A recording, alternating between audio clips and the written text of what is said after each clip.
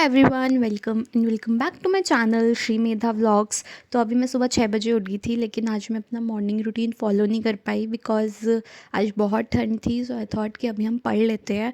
मैं शाम को वॉक पर चली जाऊंगी और थोड़ी देर मेडिटेशन कर लूँगी।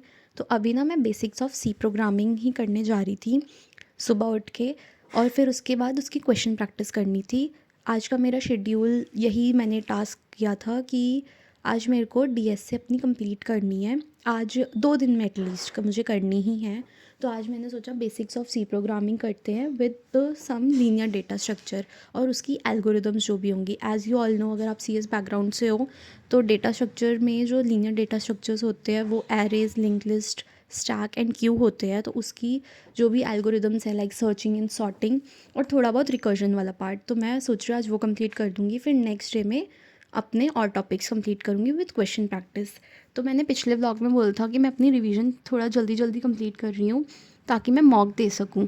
तो अभी मैंने मॉक दे दिया है, लेकिन वो मैंने सिर्फ सिटिंग बैठाने के लिए दिया था। अब मैं अच्छे से अब मॉक दूंगी, हर वीकेंड पे ट्राई करूँगी, हर वीकेंड पे मैं दे पाऊँ, नहीं होगा तो वीक वाइज दूंगी।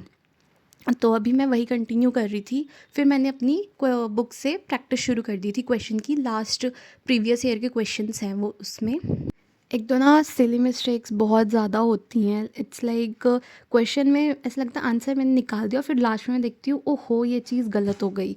तो उसकी मुझे बहुत ज़्यादा प्रैक्टिस करने की ज़रूरत है, और मैं नोट डाउन भी करती हूँ और मैं हर बार उसको गलत कर देती हूँ। तो मुझे उस चीज़ को ठीक करना पड़ेगा। अदरवाइज़ सी प्रोग्रामिंग तो मतलब उसके क्वेश्चंस आराम से हो जाएंगे। It's not that much difficult, pointers भी उसमें डिफ़िकल्ट नहीं है।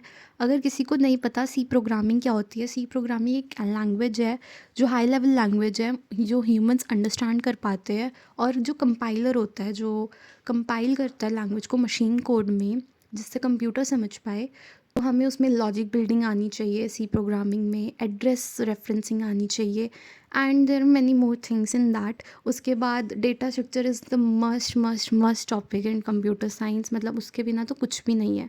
वही है लॉजिक बिल्डिंग जो है, बस अगर आपको कुछ करना है तो डेटा स्ट्रक्चर तो आना ही आना चाहिए।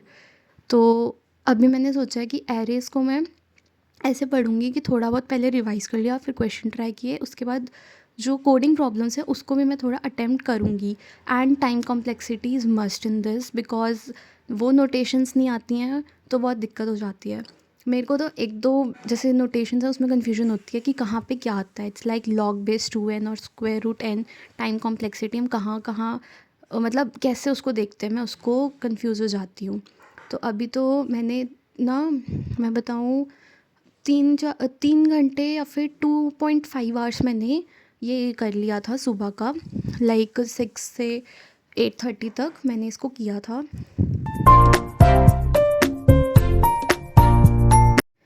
काफ़ी क्वेश्चंस हो गए थे, बट कुछ कुछ ऐसे थे जिसको मैं थोड़ा समझ नहीं पा रही थी, या फिर सिली मिस्टेक्स ही वही कह लो जो हो रही थी।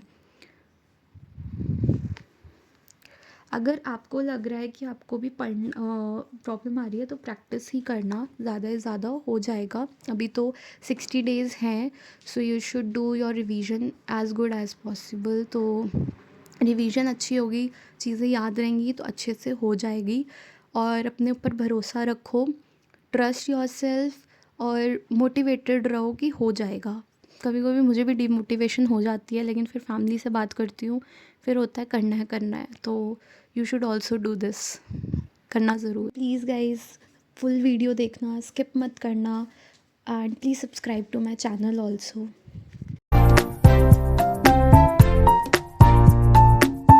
फिर उसके बाद मैंने अपना फेस वॉश किया, बिकॉज मैं ना अभी शॉप तक गई थी और फिर मैं वहाँ से आई, सो आई थॉट फेस वॉश कर लेते हैं। और उसके बाद फिर मैं नहाने गई थी। उसके बाद मैं नहा के आ गई थी, और मेरे एक तो बाल छोटे हैं तो यू नो लेकिन ठीक है, अच्छी बात है, पढ़ाई में मुझे डिस्टर्ब नहीं करते। फिर मैंने मॉइस्चराइज़र लगाया और लिप बाम लगाया था। ठंडी आ रही है तो ठंडी है तो ऑफ कोर्स मॉइस्चराइजिंग ज़रूरी है।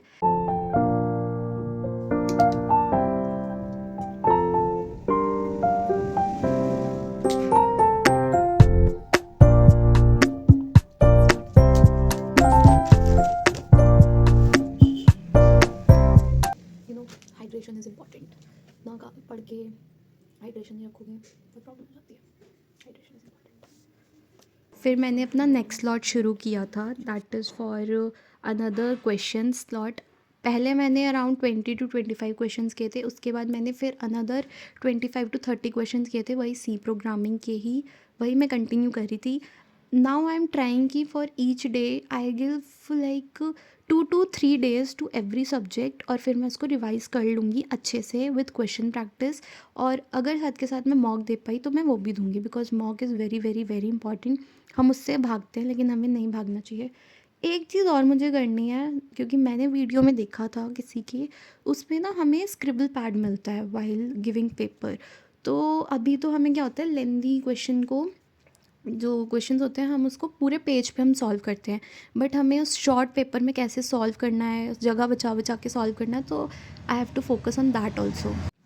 जब हम पढ़ते हैं ना कॉलेज में, हमें सिर्फ एक चीज़ सिखाई जाती है, पेन और पेपर लेके ज़रूर बैठो while solving your coding problems, उसी से हाथ सेट होगा। पहले हम करते थे, लेकिन बीच में जब इंटर्नशिप लग गई फिर हमारी आदत छूट जाती है। तो वो हैबिट आप लोग ज़रूर मेंटेन करना। उसके बाद मैंने गजक खाई थी और फिर केला खाया था। अभी मैंने ब्रेकफास्ट तो किया नहीं था, ये चीज़ इम्पॉर्टेंट है। इसके बाद फिर मेरा स्लॉट कंप्लीट हो गया था, फिर मैंने ब्रेकफास्ट किया और रेस्ट करने के बाद फिर एरे डेटा स्ट्रक्चर शुरू किया था।